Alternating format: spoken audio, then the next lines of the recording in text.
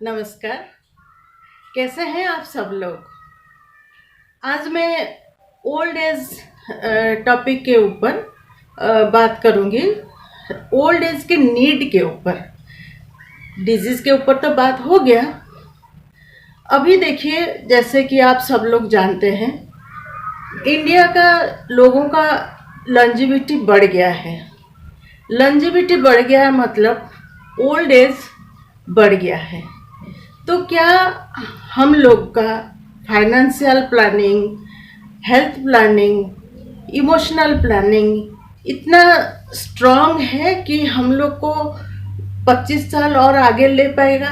क्योंकि मैं उन उम्र के लोगों के बारे में बात करना चाह रही हूँ जो मुझे 54 है, जो मुझसे 10 साल बड़े हैं या 10 साल छोटे हैं, और उनका और 25 साल और आगे बाकी है, और जो अभी अभी रिटायर्ड हुए हैं, और हस्बैंड रिटायर्ड हुए हैं तो वाइफ भी उसी में जा रही है।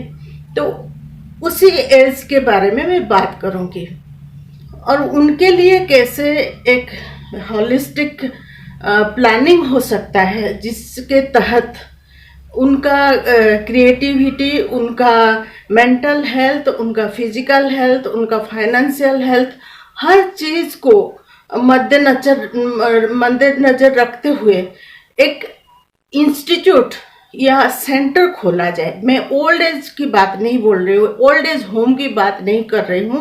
वो अभी भी इंडिया में एक स्टिग्मा है और वहाँ कोई भी बच्चा अपने पेरेंट को छोड़ना नहीं चाहेगा, या कोई छोड़ता भी है तो वो तो विलेन हो जाता है, सोसाइटी उसे एक्सेप्ट नहीं करता है। मैं बोल रही हूँ, मेरा यहाँ बोलने का मतलब है कि ऐसा एक सेंटर होना चाहिए हम लोगों के लिए, जो हर कस्बा, हर डिस्ट्रिक्ट में, कि हमारा मेंटल हेल्थ, हमारा फिजिकल हेल्थ, जब हमारे बच्चे हमारे साथ नहीं रह रहे होंगे, हम अकेले होंगे, उस सेंटर देखभाल करे, चाहे पेड हो।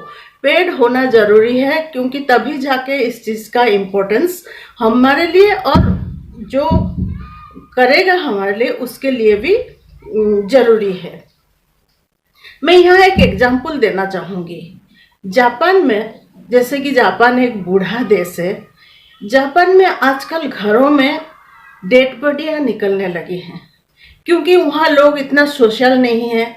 और जो द्वितीय विश्व युद्ध के बाद जो वर्क कल्चर आया था, बहुत लोग वहाँ शादी भी नहीं किए थे, अगर शादी भी किए थे तो उनके छोटे छोटे परिवार होते थे। तो अभी वो लोग सब बूढ़े हो गए हैं उस समय का, और अकेले अकेले घर में डेथ हो जाता है, किसी को पता भी नहीं चलता है। तो जापान में अभी उनका पॉपुलेशन है 12 करोड़ का, और उतना छोटा देश होके भी, और इतना संपन्न और एडवांस देश होके भी 4000 ऐसे कंपनियां हैं जिनका सिर्फ और सिर्फ ये काम है कि इस जो डेड बॉडियां हैं घर में, उनको लाते हैं, उनका दाह संस्कार करते हैं, और उनके घर में जो सामान रहता है उसका रख रखाव करते हैं, कहाँ वो रहेगा।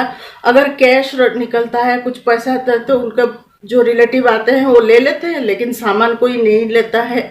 इस तरह का जो सिचुएशन होता है, ये जो 4000 कंपनी है, ये कंपनियां जैसे हमारे यहाँ मूवर्स एंड पैकर्स होते हैं, उस तरह का कंपनियां होते हैं, और वो लोग काम करते हैं। मैं यहाँ जापान के बात इसलिए कर रही हूँ कि ओल्ड एज में सिचुएशन ऐसा भी हो सकता है। मैं जानती हूँ हमारे देश ऐसा नहीं है, यहाँ पर सिचुएशन अलग है, हमारा कल्चर ऐसा नहीं है। हम अब भी हमारे नेबर को अपने रिलेटिव मानते हैं, लेकिन धीरे धीरे हमारा जो न्यूक्लियर फैमिली सिस्टम में क्या हो रहा है, हमारे बच्चे बाहर विदेश में सेटल हो रहे हैं। विदेश में नहीं है तो कोई टेक सिटी में, जैसे हैदराबाद, बेंगलोर, इस जगह में सेटल हो रहे हैं, और हम लोग छोटे छोटे डिस्ट्रिक्ट में आफ्टर रिटायरमेंट हम लोग रह रहे हैं।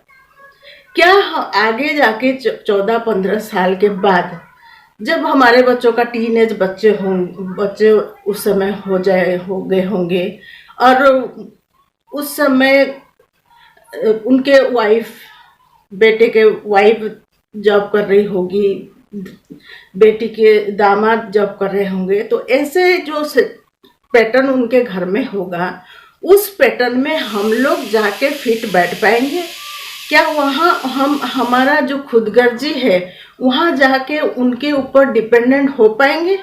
कभी नहीं हो पाएंगे। इसीलिए अभी सबसे जरूरी नीड है, जो कि पहले इतना जरूरी नहीं था क्योंकि जॉइंट फैमिली सिस्टम था और ओल्ड एज बहुत ज़्यादा लंबा नहीं होता था, क्योंकि जब तक कोई इंसान रिटायर्ड होता था तब उसके बाद भी उनके लाइबिलिटीज रहते थे।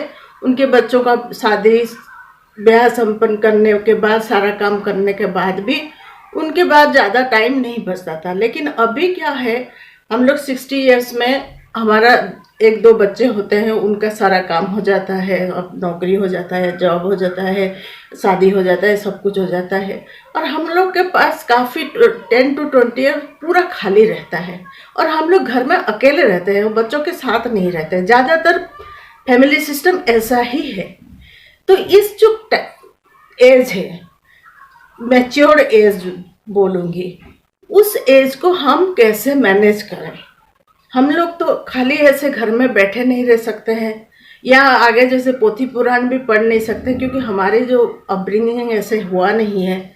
तो मैं चाहती हूँ, या हमारे जो ग्रुप फ्रेंड्स इधर हैं डिस्कस कर रहे थे, काफ़ी लोगों को मैंने चिट्ठी भी लिखी है, इसमें एक ऐसा सेंटर हो जहाँ हम लोगों को एक हॉलिस्टिक प्लान सेंटर मिले, जहाँ हमारा फाइनेंशियल भी एस्पेक्ट भी देखा जाएगा, जहाँ हमारा हेल्थ एस्पेक्ट भी देखा जाएगा, जहाँ हमारा क्रिएटिविटी, हमारा हॉबी, ये सब देखा जाएगा। क्योंकि एंटरटेनमेंट हमें भी चाहिए, इस उम्र में भी हमको हमारा क्रिएटिविटी को आगे निखारने का मौका हमें चाहिए। क्योंकि हम छोटे बच्चों को, हमारे जो बच्चों को बढ़ाते समय इतना बिजी रह गए कि हमारे उस समय का हम लोग का जो इच्छा था, हम लोग का जो क्रिएटिविटी था, जो एक्सपीरियंस था, जो हम लोग को करने को इच्छा था, हमने दबा दिया।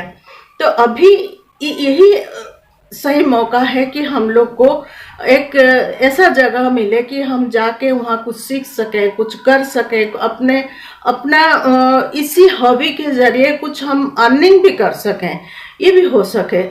ये गवर्नमेंट, हर एनजीओ, हर कॉरपोरेट CSR प्रोग्राम जो है, उसके तहत मैं रिक्वेस्ट करूंगी इस सोशल मीडिया के जरिए कि लोग इसको अवेयर हो और इसको करने को रिक्वेस्ट करें, सो दैट हमारा जो ओल्ड एज है उसको एक जैसे बच्चे पढ़ाने में 20 साल हो गया, फिर हमारा नौकरी 20 साल हो गया, तो और आगे जो 20 साल है उसका एक भी प्लान होना चाहिए। उसके लिए इंस्टीट्यूशन भी चाहिए।